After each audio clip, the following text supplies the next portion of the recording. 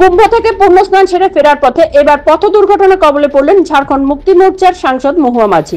একটি ট্রাকের সঙ্গে সংঘর্ষে উল্টে যায় তার গাড়ি, দুর্ঘটনা গুরুতর চোট পান মহুয়া। ভোপাল গ্যাস দুর্ঘটনা বর্জ্য যে বিপজ্জনক নয় প্রমাণ করতে হবে রাজ্যকে, বলল সুপ্রিম কোর্ট। 7 দিন কেটে গিয়েছে, এখনো তেলেঙ্গানার সুরঙ্গে আটক 8 শ্রমিককে উদ্ধার করা সম্ভব হয়নি। উদ্ধারকারী দল আপ্রাণ চেষ্টা চালিয়ে যাচ্ছে, কিন্তু শেষ 40-45 মিটার পথ পেরোতেই হিমশিম খেতে হচ্ছে তাদের।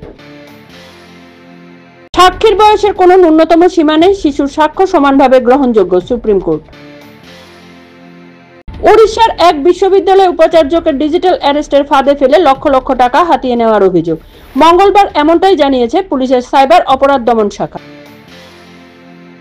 প্রয়াগরাজে এবারের কুম্ভের এ যাত্রায় ডুব দিয়েছেন অন্তত 65 কোটি মানুষ, কিন্তু গোটা পৃথিবীতে যেভাবে হিমবাহ গলে যাচ্ছে তাতে 144 বছর পরে কুম্ভে ডুব দেওয়ার মতো জল কি আর থাকবে, সেই প্রশ্ন তুলে দিলেন জলবায়ু আন্দোলন কর্মী সোনম ওয়াংচুক।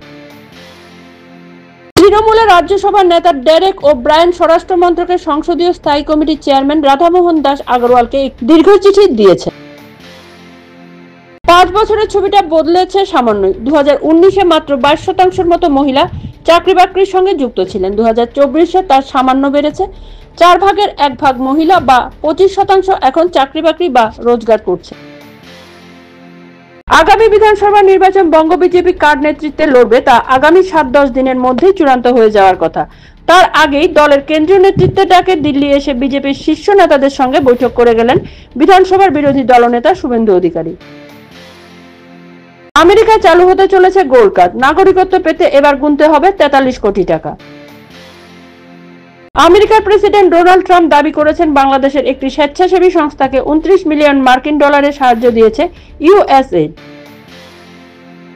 পরাজিত জামায়াত বিএনপি জোট বাংলাদেশে একটি আইনজীবী সমিতির ভোটে জয়ী আওয়ামী লীগ।